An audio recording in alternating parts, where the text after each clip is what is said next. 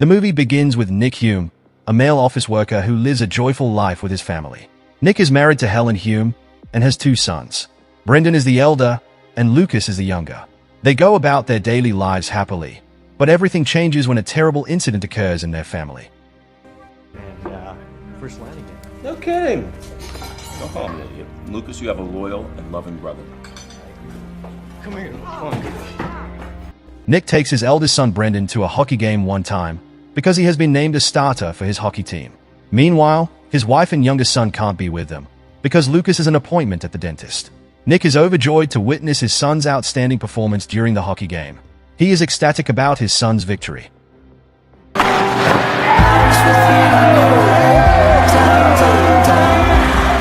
Later, Nick and Brendan talk in the car on the way home. Nick gets concerned after witnessing several sedans driving at high speeds. Brendan shares his passion for hockey and hopes to pursue it as a career in the future. He hopes to one day play professional hockey. Soon after, they realize the car is out of gas and have to pull over to the nearest gas station. Brendan goes to buy some drinks at the store while Nick refuels their car. Unfortunately, a gang shows up at the store and begins making a scene. It turns out that they are a gang of thugs attempting an armed robbery. Nick dashes toward the store as soon as he realizes his son is in danger. However, while attempting to flee, he is hit by another customer's car. Nick falls and injures his leg, making it difficult for him to walk. On the other hand, Brendan is threatened with a gun by the gangsters. He puts his hands behind his back, hoping to be released. However, one of the gangsters there orders the other gangsters to murder Brendan. The gangster states that murder is a prerequisite for joining their organization. The junior gangster complies and slashes with his machete.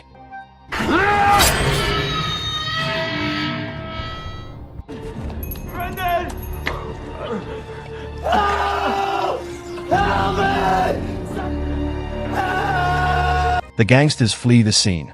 When Nick finally reaches his son, he immediately requests assistance and takes him, lying limp, to the hospital. Unfortunately, he is unable to be saved. Can we get some help? Can somebody help us, please? Hospital now. Sir, you must be back here. He was cut. Somebody cut him. Helen and her younger son are emotionally overcome as they hear the news.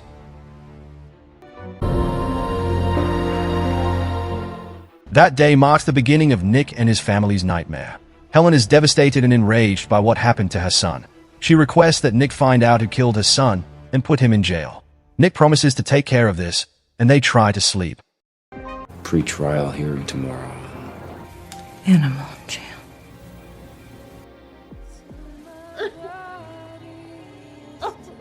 While Lucas is still upset about his brother's death, he looks at a photo of the two of them from when they were still together. Lucas is distressed that his brother left so soon. The day after Nick's son's funeral, police arrest 5 teenagers suspected of being involved in an armed robbery and murder the day before at a convenience store. Nick recognizes one of the 5 suspects' faces right away. Joe Daly, the suspect, still a minor. He is the #1 suspect because he joined the gangster group recently. Further investigation reveals the robbery and murder that occurred at the convenience store the other day were part of a gangster group's attempt to recruit new members. To join the gangster group, each member must commit various crimes at random to demonstrate their determination and courage. Nick is furious when he realizes this, since his son had to be the victim of heinous crimes committed solely to appease the criminals. On the day of the trial, Nick is called the main witness in the robbery and murder. But oddly, Nick refuses to give his statement, and instead lets the suspect go free. Nick's lawyers and the judge are stunned by the statement, and question whether Nick truly refuses to testify. He states unequivocally that he would not testify, while giving an angry look full of hatred toward the suspect. You're saying you'll testify to that in a trial? There were a lot of them. I can't be sure anymore. You may return with a bailiff to the holdings. Following his release, Nick secretly follows Joe Daly's daily life and observes his interactions with other gangsters. Nick witnesses his older brother Billy Daly, a gangster partner, heaping praise on Joe for his work.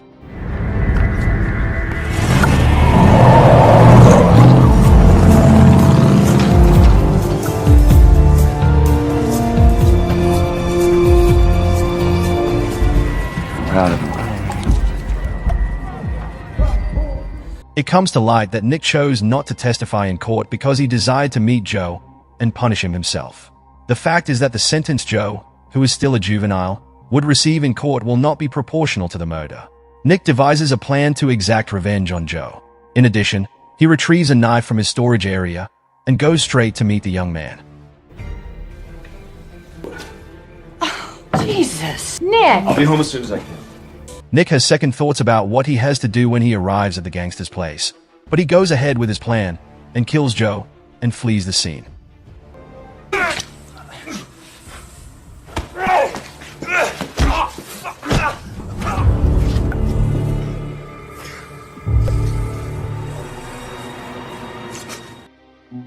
He got even more frantic as a result of the fact that he had just killed another person, which is something he had never done before.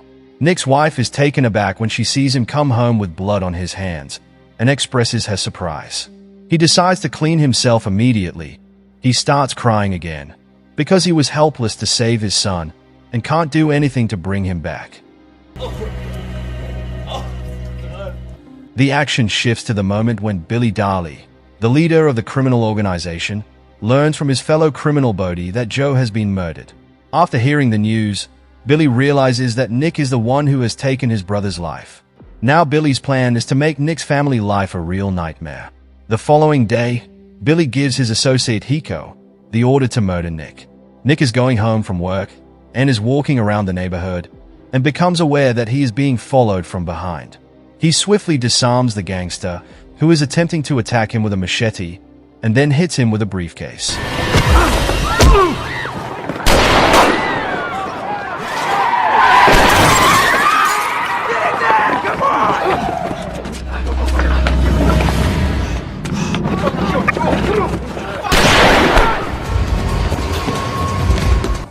Nick then starts to run as quickly as he can to save his life. However, the criminal continues to follow him to the parking garage located on the top floor of the building. Nick engages the criminal in combat while they are both in the car, and he ultimately prevails and gets away. The criminal can't escape the moving vehicle he is confined in, while it is moving at a high speed, which leads to his death.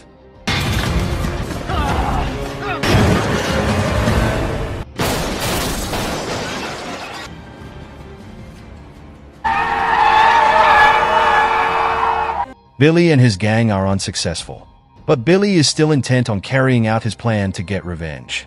Nick's workplace is visited by one of Billy's henchmen, Bodie, who is tasked with delivering a package to Nick. Billy threatens Nick, who says he will kill all of Nick's family members.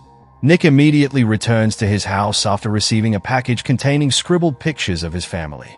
He is taken aback by the gravity of his situation. Now not only is his life in danger, but that of his entire family.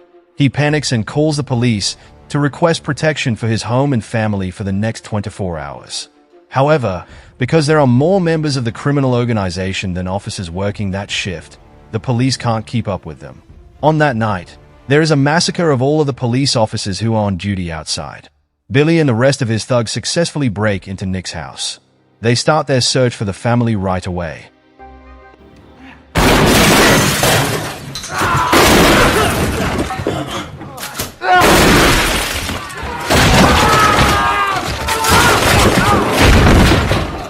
Nick is forced to watch the murder of his wife and son.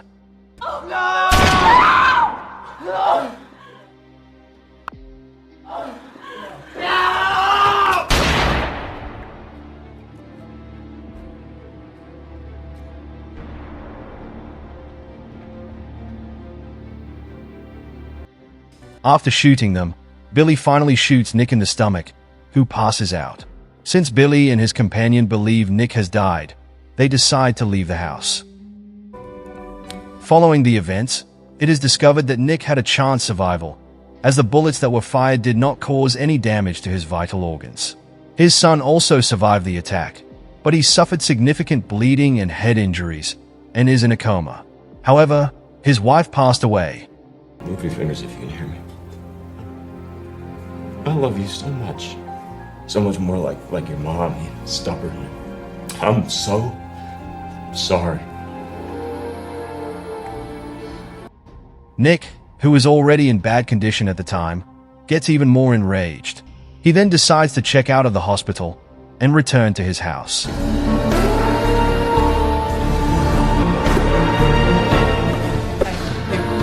right now. Doctor! As an act of retaliation, he intends to execute Billy and every other member of the criminal organization. Returning to his house, he quickly changes his clothes and gathers all his gear, including his weapons and equipment. After that, he goes to the bank and takes out the total amount of money in his bank account.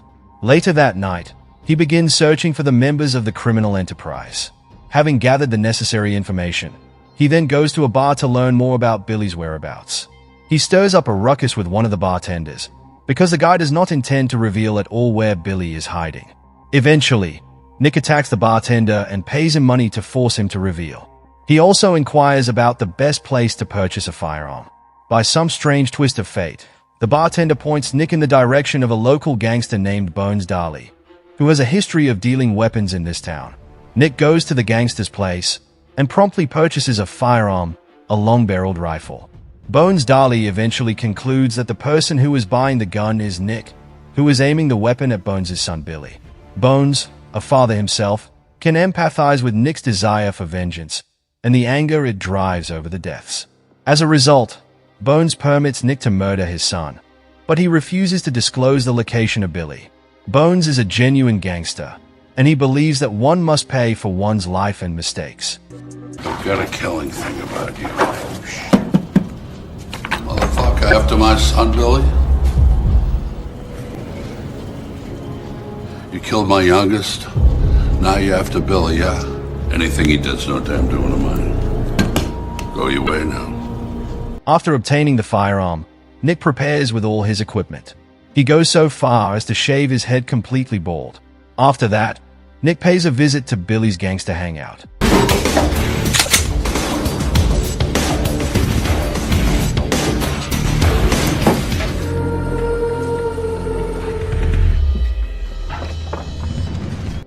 When he finds one of the gangsters intoxicated with a woman, he asks the gangster to call Billy and tell him to meet at base camp.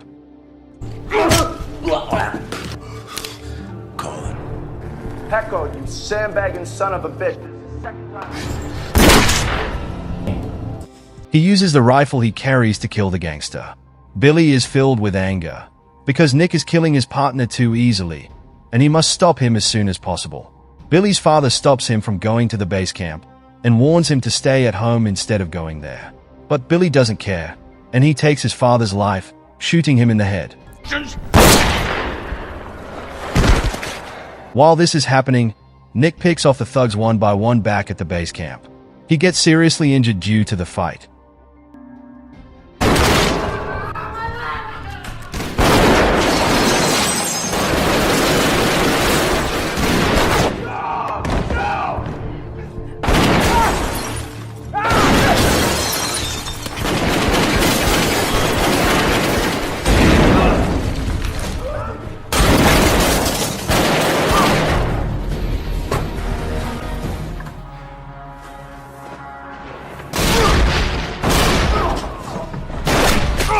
Before Billy arrives at the base camp, Nick has already eliminated all of the criminals who are present there. Nick and Billy get into a pretty intense brawl, but Nick finally ends Billy's life, even though Nick himself suffers severe injuries.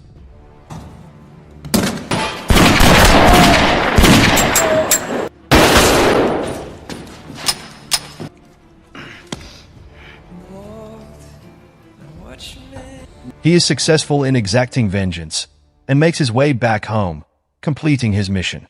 He staggers into his living room and starts playing a recording from when all his family members were still alive and together. He sheds tears as he thinks back on all of the memories when life was peaceful and full of happiness, awaiting his inevitable arrest or death. The end. Thank you for watching. Subscribe if you'd like to see more videos like this. Turn on the notifications and leave a like to help the channel out.